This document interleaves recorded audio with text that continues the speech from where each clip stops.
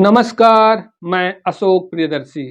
नवादा की सियासत में जदयू के पूर्व विधायक कौशल यादव एक मजबूत चेहरा रहे हैं, लेकिन मौजूदा समय में जदयू ने कौशल यादव को दरकिनार कर दिया लगता है। इसके चलते कौशल यादव गुट जदयू में बेगाने जैसे हो गए लगते हैं। ऐसी सियासी परिस्थितियों के कारण कौशल यादव का पाला बदलने की खूब चर्चा हो रही है।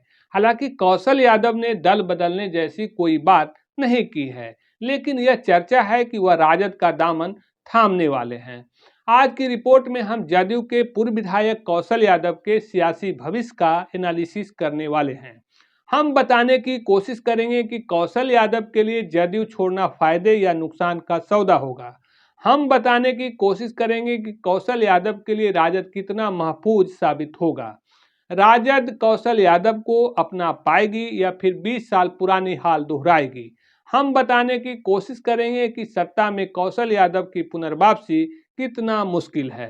कौशल यादव की राजनीतिक परिस्थितियों को समझने के पहले उनकी राजनीतिक अतीत को जानना जरूरी है। देखें तो कौशल परिवार का नवादा में मजबूत सियासी दबदबा रहा है।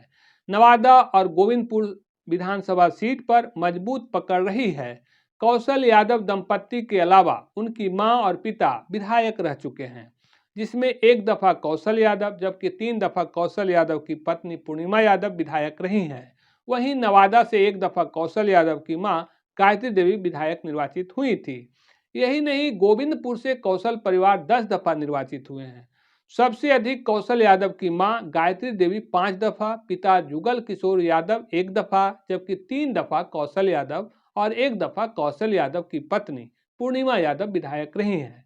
नवादा और गोविंदपुर सीट को मिलाकर कुल 4 दफा कौशल यादव, 4 दफा कौशल यादव की पत्नी पूर्णिमा यादव, 6 दफा कौशल यादव की मां गायत्री देवी और 1 दफा कौशल यादव के पिता जुगल किशोर सिंह यादव निर्वाचित हुए। हालांकि मौजूदा समय में कौशल यादव परिवार से कोई निर्वाचित प्रतिनिधि नहीं है। यहाँ तक कि कौशल यादव के मित्र सलमान रागिब भी स्थानीय निकाय के विधान पार्षद चुनाव हार चुके हैं। सलमान की जगह पूर्व विधायक राजवल्लभ प्रसाद का भतीजा अशोक यादव निर्वाचित हुए हैं। दलीय आधार पर देखें तो कौशल यादव की सियासी शुरुआत कांग्रेस से हुई थी, फिर राजद के जिला अध्यक्ष रहे। 2005 के विधानसभा चुनाव में कौशल यादव दंपत्ति निर्दलीय निर्वाचित हुए थे। 2010 में कौशल दंपत्ति जदयू से निर्वाचित हुए थे। हालांकि 2015 में जदयू जब महागठबंधन का हिस्सा बन गया, तब कौशल यादव जदयू से हिसुआ से चुनाव लड़े थे, जबकि उनकी पत्नी पूर्णिमा यादव गोविंदपुर से कांग्रेस से लड़ी थी। कौशल यादव हार गए थे जबकि पूर्णिमा यादव जीत गई थी। 2019 में जब राजवल्लभ प्रसाद के सजायाफ्ता के कारण खाली हुए नवादा सीट पर कौशल यादव जदयू से निर्वाचित हुए थे। हालांकि 2020 के विधानसभा चुनाव में जदयू से कौशल दंपत्ति नवादा और गोविंदपुर सीट पर लड़े थे, लेकिन दोनों पराजित हो गए थे। अब 2025 का विधानसभा चुनाव सामने है, लेकिन इसके पहले कौशल परिवार के समक्ष असमंजस की स्थिति बनी हुई है। दरअसल कौशल परिवार जदयू में बेगाने जैसे हो गए हैं, क्योंकि संगठन में कौशल परिवार को दरकिनार किया जा रहा है। ऐसा इसलिए कहा जा रहा है कि जदयू का जिलाध्यक्ष कौशल गुट से इटर बना दिया गया। जदयू हाईकमान ने एक राजनीतिक कार्यकर्ता मुकेश विद्यार्थी को जिलाध्यक्ष बना दिया, जबकि मुकेश विद्यार्थी के पहले जदयू का जिलाध्यक्ष कौशल यादव के मित्र सलमान रागिब थे। यही नहीं, मुकेश विद्यार्थी की अध्यक्षता में जदयू का भव्य जिला सम्मेलन हुआ। इस सम्मेलन में केंद्रीय मंत्री रामनाथ ठाकुर, बिहार के मंत्री महेश्वर हजारी, जमा खां, पार्टी के राष्ट्रीय महासचिव मनीष वर्मा, प्रदेश प्रवक्ता नीरज कुमार समेत कई लोग शामिल हुए।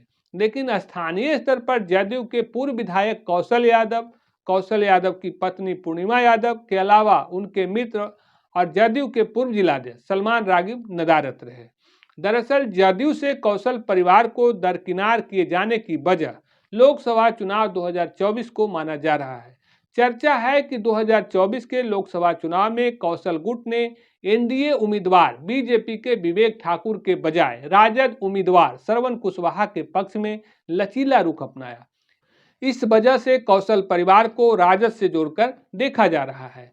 दरअसल लोकसभा चुनाव में कौशल गुट को राजद के प्रति नरम रुख की वजह 2025 के विधानसभा चुनाव की रणनीति के तौर पर माना जा रहा है। चूंकि 2020 में कौशल दंपत्ति दोनों सीट पर हार चुके थे, 2025 में ऐसी नौबत नहीं आए, इसलिए कौशल गुट कुशवाहा वोटर्स में अपनी जगह बनाने के लिए राजद उम्मीदवार श्रवण कुशवाहा के लचीला रुख अपनाया। हालांकि एनडीए की सभाओं में कौशल गुट की उपस्थिति दिखी, लेकिन अंदरूनी तौर पर गठबंधन विरोधी माना गया है।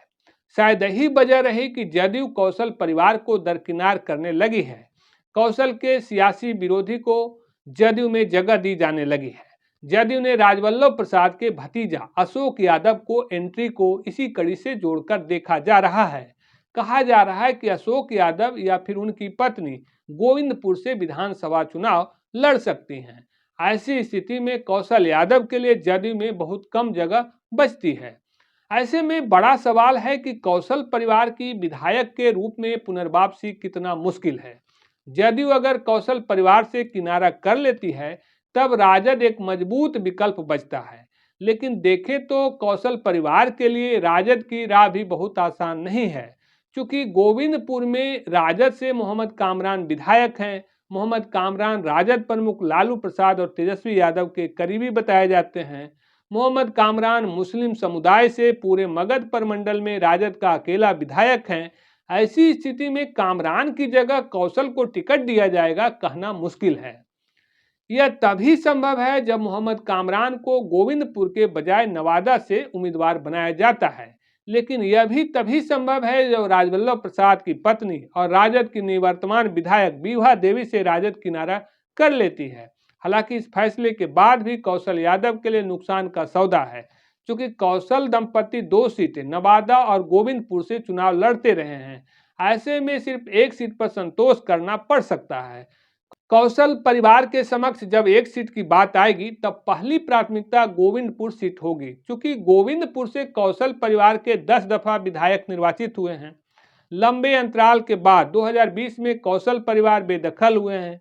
पूर्णिमा यादव को पराजित कर मोहम्मद कामरान निर्वाचित हुए हैं। लिहाजा कौशल यादव गोविंदपुर सीट पर किसी तरह पुनर्वापसी करना चाहेंगे, लेकिन राजद में शामिल होने के बाद भी कौशल यादव को टिकट मिल जाएगा, यह भी बड़ा सवाल है।